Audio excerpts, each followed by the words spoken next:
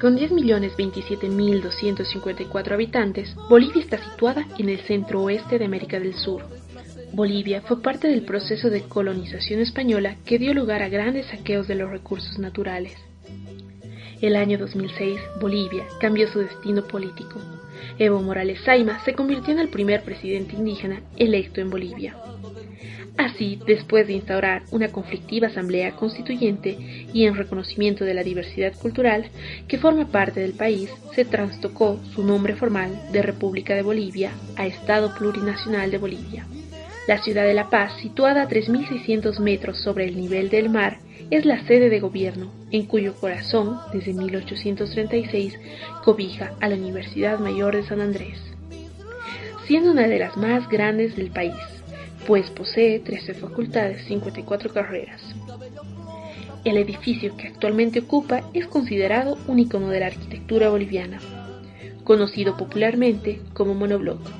Arquitectónicamente asume la forma de un monolito. Doctor Javier, en mi condición de director de la carrera de Ciencias de la Comunicación Social de la Universidad Mayor de San Andrés, quiero expresarle nuestro más afectuoso saludo y agradecimiento por la cooperación brindada a los estudiantes del paralelo de la materia de procesos y tendencias políticas actuales, regentado por la profesora Isabel Villarroel Mur. Estamos seguros que su calidad intelectual como experto en el área de la teoría política va a ser sumamente importante para que se puedan despejar dudas, especialmente en el tema de la política, el Estado y la violencia, que son temas transversales para la formación de todo comunicador social y que nos permiten tener una visión crítica y contextualizada de estos aspectos en su más amplio sentido. Muchísimas gracias por su gentil atención a nuestros requerimientos académicos. Hola, mi nombre es Jesús, estoy con mi compañera Danitza y mi compañero Roberto y nuestra pregunta es, en el contexto actual, ¿qué es lo que busca un líder político? ¿Lograr la felicidad individual con la búsqueda del bien común o detenerse en el gozo del poder aprovechando la legitimidad que le otorga a la gente? Hola Javier Francé, un gusto conocerte, estoy aquí con mis compañeras Carla, Valentina y mi compañera Silvia. Te hago la siguiente pregunta.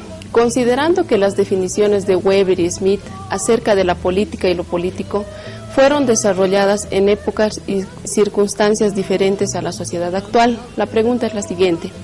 ¿Cómo podrían aplicarse a la coyuntura social contemporánea y pensando en el caso particular de Bolivia?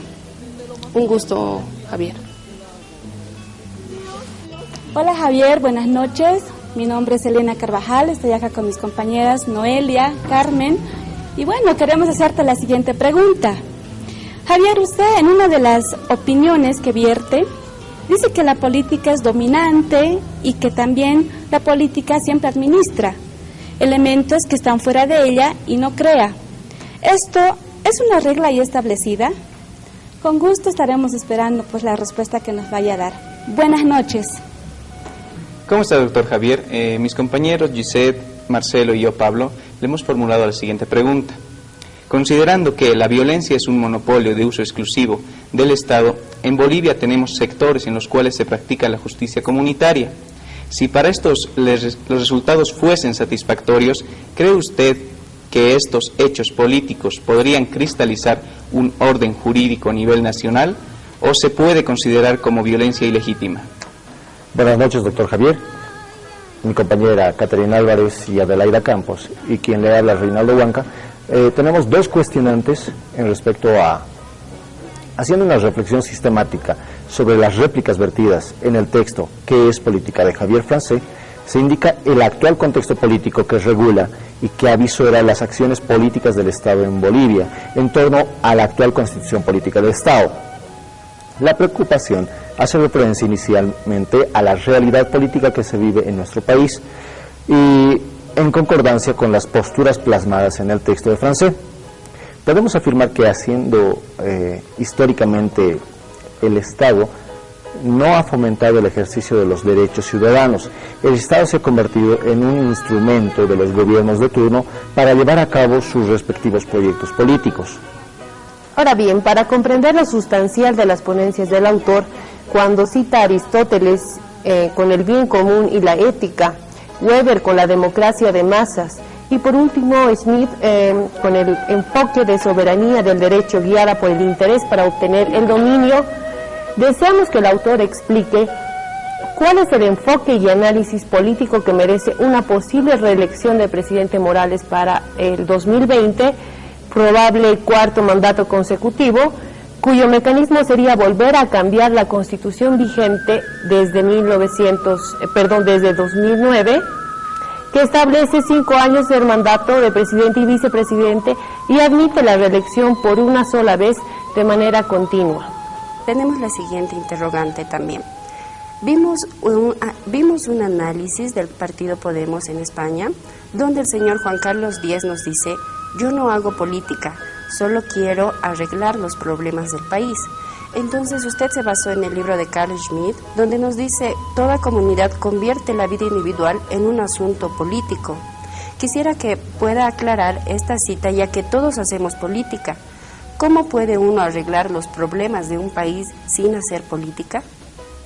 Hola Javier, es un gusto poder comunicarnos contigo. Te presento a mis compañeros Carlos y Silvana y nuestra pregunta es la siguiente. Gracias, Fabiola. El distinguido Javier, con todo el respeto y admiración que se merece, queremos hacerle la siguiente pregunta. Según Carl Schmitt, el concepto de lo político está definido por la violencia y esta en sí misma es el ejercicio monopólico del Estado.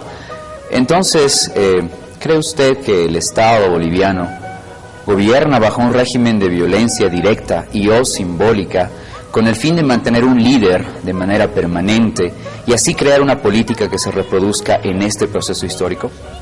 Estaremos muy agradecidos que nos pueda responder la pregunta y un saludo hasta España, distinguido Javier. Buenas noches. Hola Javier, qué gusto poder conversar contigo.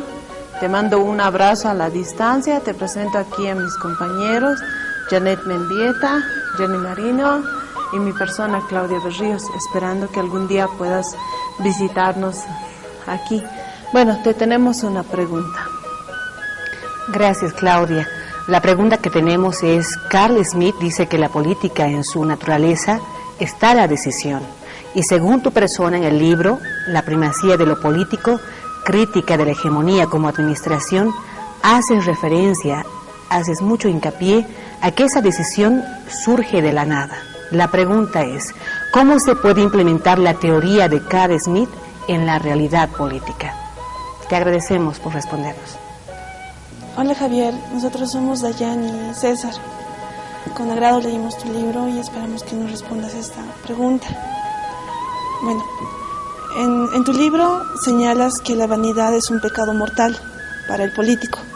En nuestro contexto actual en América Latina existen muchos líderes populistas que rozan este valor y que muchas veces lo asumen la vanidad. Partiendo de esta realidad, ¿qué les espera en un futuro prospectivo a los líderes populistas como Evo Morales? Con ansias esperamos tu respuesta. Hola, mi nombre es Stephanie Estrada y ellos son mis compañeros David, Keila y Jorge. Bueno, según Max Weber, la ética en la práctica política se divide en dos clases: la ética de la responsabilidad y la ética de convicciones. ¿Cómo podemos hablar de la ética cuando existe violencia física y simbólica en la política? Chao. Bueno, hola, mi querido amigo Javier Francés. No sé si será buenos días o buenas noches como lo leas, pero yo te voy a hacer una pregunta referida a los medios de comunicación. Tú haces una diferencia en tu conferencia a partir de la política y lo político. Entonces yo te quiero hacer la siguiente pregunta. Los medios de comunicación a partir de la política, como tú lo describes como algo estático, llevan al ser humano a una homogeneización de la política como un concepto, a partir de ese concepto de lo estático que das, o a un entendimiento heterogéneo de lo político, en su conciencia, a partir de que tú dices que lo político es una creación. Entonces, ¿cómo los medios de comunicación crean esa conciencia en la sociedad? Bueno, espero tu respuesta. Gracias. ¿Qué tal, señor Javier Francé? Mis compañeros Gilder, Flor, y como mi compañero Pablo y mi persona Ronald, le tenemos la siguiente pregunta. ¿Por qué, según Aristóteles, si el hombre vive en una sociedad política, lo primero que busca satisfacer son los rasgos morales y no así las necesidades primarias de subsistencia, cuando debería ser de manera inversa? Esperamos su respuesta. Muchas gracias. Buenas noches, señor Francé. Aquí mis compañeras Yandira, Mari y yo, Tito Martínez. Quisiera preguntarle acerca de si un Estado cuyo gobierno está liderado o subyugado al carisma de su líder político carismático, ¿puede subsistir a largo plazo o está destinado al fracaso? Gracias. Bueno, mi hermano Javier Francé, un saludo a la distancia y un abrazo muy cordial de parte de Jacob, mi compañera Lilian y mi cuate Gustavo. Bueno, la pregunta es la siguiente, ¿no? Daría la impresión que en política el fin justifica los medios, según Carl Smith.